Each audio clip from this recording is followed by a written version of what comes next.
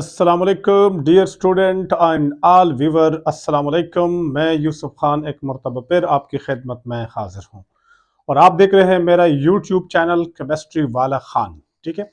और dear student, आज मैं इससे पहले जो लेक्चर था वो था limiting reactant and axis reactant, और आज मैं उसके कंटिन्यूएशन में एक न्यूमेरिकल हल करवा देता हूं जिससे आप बहुत कुछ सीख लेंगे। लेकिन असल बात क्या सीखेंगे, ये सीखेंगे कि हम शॉर्ट तरीके से लिमिटिंग रिएक्टेंट की तरफ कैसे पहुंचते हैं और हम इससे कैसे मालूम करते हैं कि एक्सिस रिएक्टेंट कौन सा है, और हम इनसे कैसे मालूम करते हैं कि एक्सिस रिएक्टेंट का अनरिएक्टेड अमाउंट कितना बचेगा।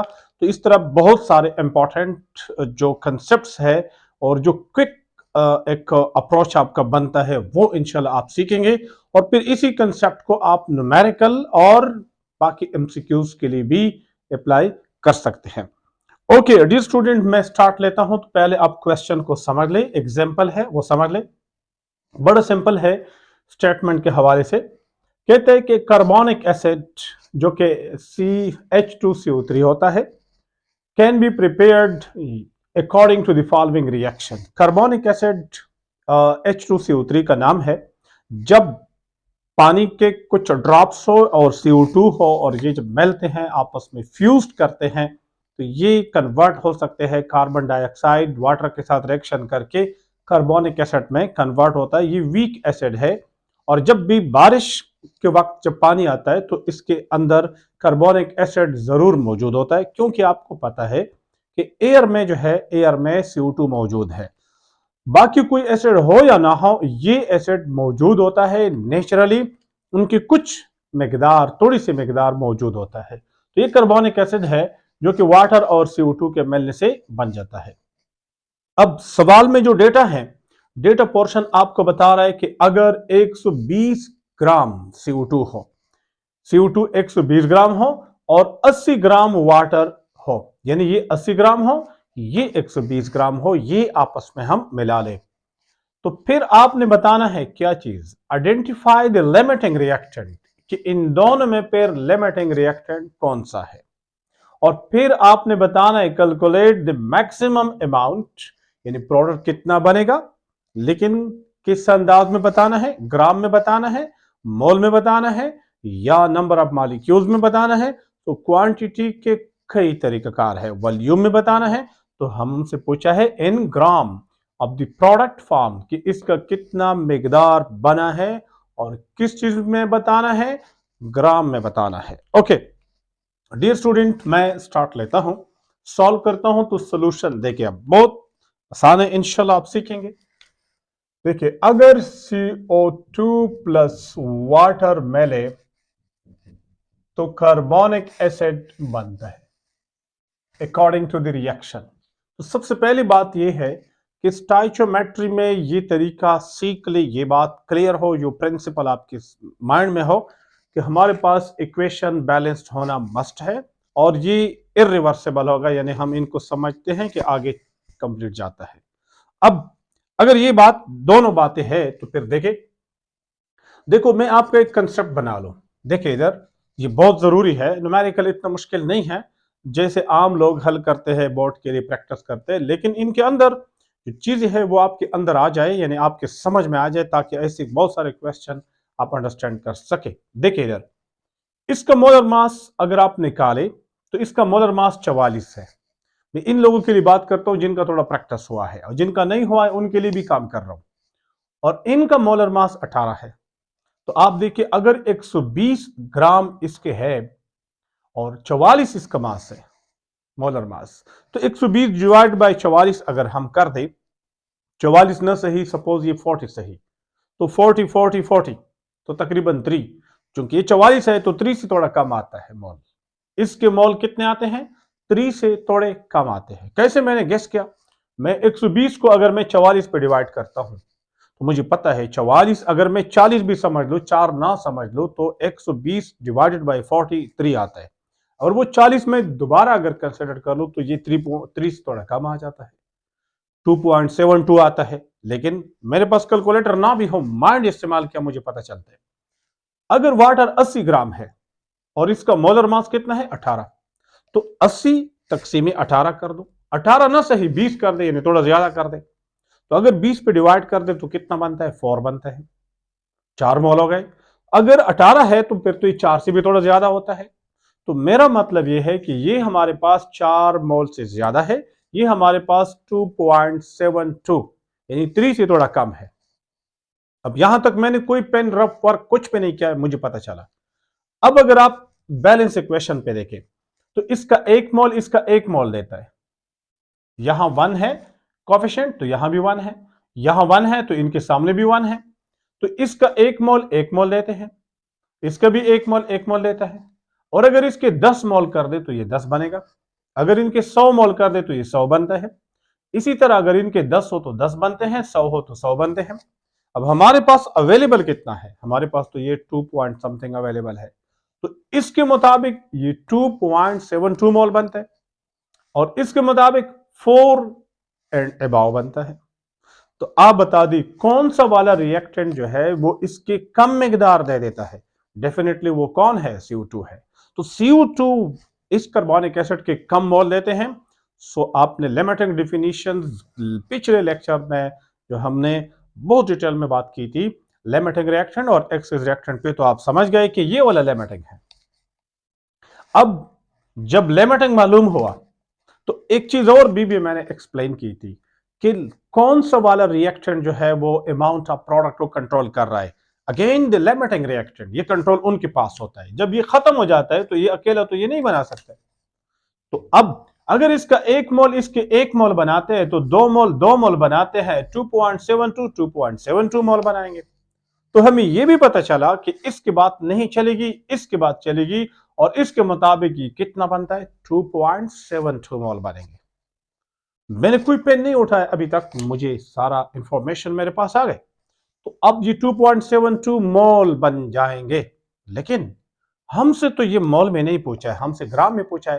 तो जस्ट आपका ये काम रह गया कि इसका मोलर मास कैलकुलेट करें और फिर यही मोल को ग्राम में कन्वर्ट करें। So you will find the result which is demanded, the amount of this product in gram. मेरे ख्याल में आप अप्रोच समझ गए। क्वेश्चन को सॉल्व करने से पहले उनका जो तरीकाकार होता है, जो आपकी माइंड होता है, कुछ लोग पेन से लिखते आदि होते, प्रैक्टिस कर चुके होते, तरीके का पता होता है कि ऐसा आते हैं, लेकिन वो माइंड से नहीं समझता है कि मैं क्यों कर रहा हूं, इसका मतलब क्या होता है, इससे हमारे पास डेटा से हमारे पास जल्दी कंक्लूजन क्या मिलता है। तो डियर स्टूडेंट, इन पे थोड़ा सा प्रैक्टिस करें।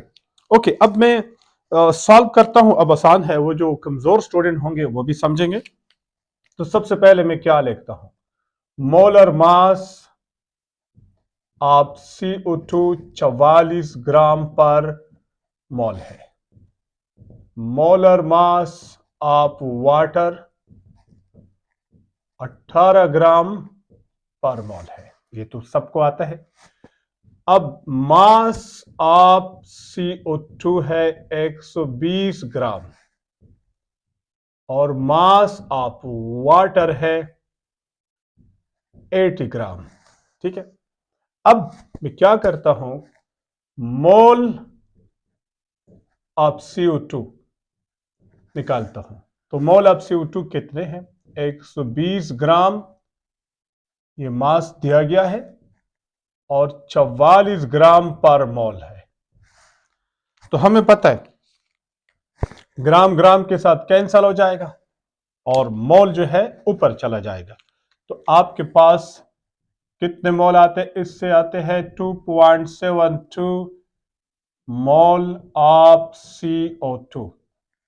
ये मोल किसके आ गए, ये मोल आ गए CO2 के। लेकिन हमारा ये कोई अभी हमारा जवाब नहीं है, हमें सिर्फ मोल का पता चला।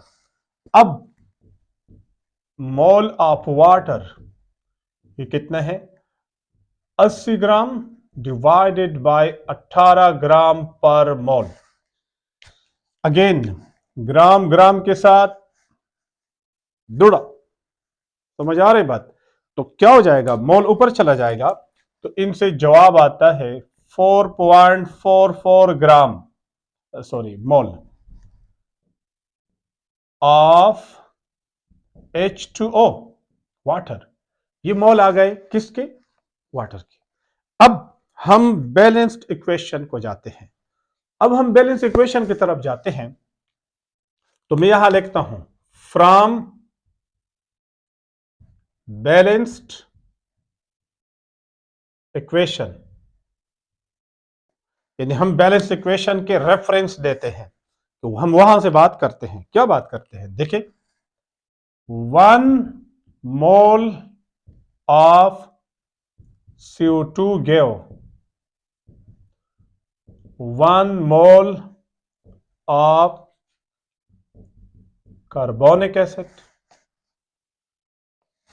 सो अगर 1 मोल ने 1 देना है, अगर इसके 1 मोल हो, यहां 1 लिख सकता हूं ना, ये 1 है, यहां भी 1 है, तो 1 ने 1 मोल देने हैं। और अगर ये 10 कर दो तो 10 हो जाएंगे, 100 कर दूं तो 100 हो जाएंगे। लेकिन हमें तो पता है हमारे पास है कितना, हम उसके मुताबिक हिसाब लगाएंगे। हमारे पास CO2 2.72 mole of CO2 will give, कितना देंगे? ये देंगे 2.72 मोल कार्बोनिक एसिड।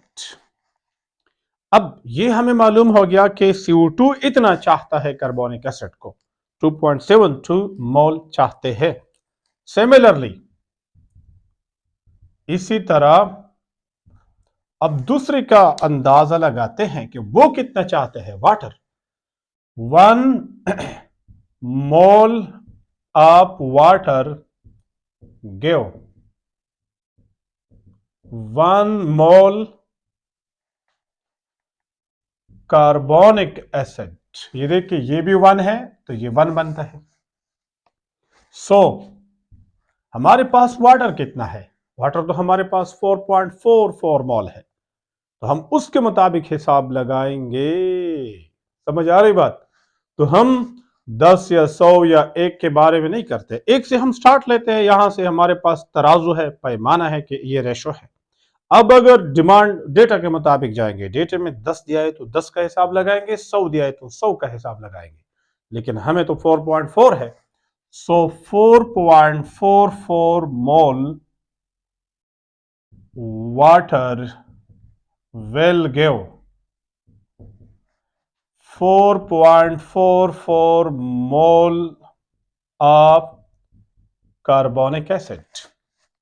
यहां तक हमारे पास कंक्लूजन आ गए। देखिए, अब इस वाटर के मुताबिक कितने मोल बनते हैं और इस CO2 के मुताबिक कितने मोल बनते हैं, तो डेफिनेटली इट इज क्लियर कि वाटर 4.4 मोल देना चाहते हैं और CO2 2.72। यानी इसका यह मतलब हुआ कि CO2 2.72 मोल तक तो साथ देंगे, लेकिन जैसे 2.72 मोल कार्बोनिक एसिड बन जाएगा, कार्बन डाइऑक्साइड खत्म हो जाएगा, तो जब वो खत्म हो जाएगा तो रिएक्शन भी स्टॉप हो जाएगा। तो हमारे पास लिमिटिंग रिएक्टेंट कौन सा हुआ? इधर से ए का कंक्लूजन मिल गया, ए का जवाब मिल गया। किसका जवाब मिल गया? ये जवाब मिल गया, ए। तो हम जानते हैं is limiting reactant give least amount of product, so CO2 is limiting reactant। तो ये हमारे पास एक कंक्लूजन, एक जवाब मिल गया। अब हम दूसरे जवाब की तरफ बढ़ते हैं, लेकिन दूसरा जवाब अब आसान हो गया। अगर थोड़ा समझते हैं, अक्ल इस्तेमाल करें तो दूसरा आसान होता है। कैसे आसान होता है? देखिए, हम थ्योरेटिकली जानते हैं, जैसे मैंने अभी भी कुछ 2-3 मरतबा जिक्र किया, कि अगर 2 रिएक्टेंट हो, 3 हो, 10 हो, उनमें वो रिएक्टेंट जो कम होता है वो जल्दी खत्म हो जाएगा, यानी वो प्रोडक्ट कम दे देंगे, बस आगे खत्म हो जाएगा वो। जब वो नहीं होगा तो बाकी सारे मिलके तो वो तो प्रोडक्ट वही नहीं बना सकते हैं, तो लिहाजा रिएक्शन स्टॉप हो जाएगा। तो मेरा मतलब यह है कि लगाम लगा लेना, स्टॉप करा देना, ये किसके पास ये अथॉरिटी होता है? ये लिमिटिंग के पास होता है। अब जब लिमिटिंग के पास होता है तो प्रोडक्ट उतना ही बनेगा जितना लिमिटिंग चाहता है। तो मैं यहां वो रेफरेंस देता हूं कि is limiting reactant control the amount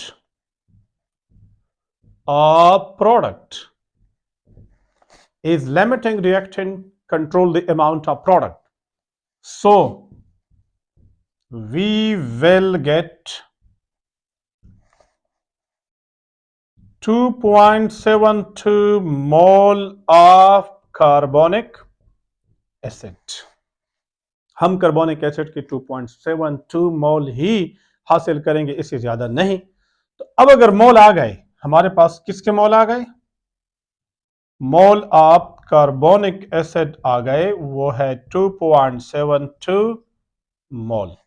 अब हम मोलर मास की बात करते हैं कार्बोनिक एसिड के, वो भी आसान है मेरे ख्याल में। देखिए मोलर मास इसका जब निकालते हैं तो 16 3 48, ऑक्सीजन का मास 16 है तो 16 3 48, और कार्बन का 12 है तो 48 प्लस 12 60, और हाइड्रोजन 2 है तो 2 जमा कर दी 62। तो ये हमारे पास आ गया 62 ग्राम पर मोल।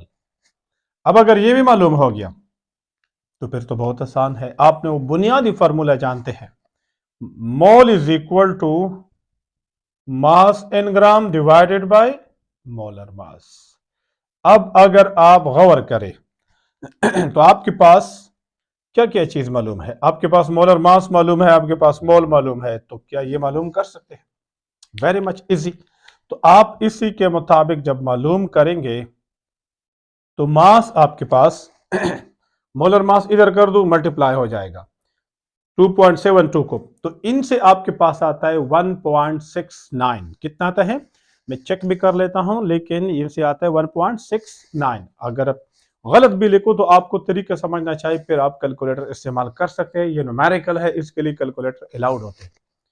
तो ये है 169.07 ग्राम।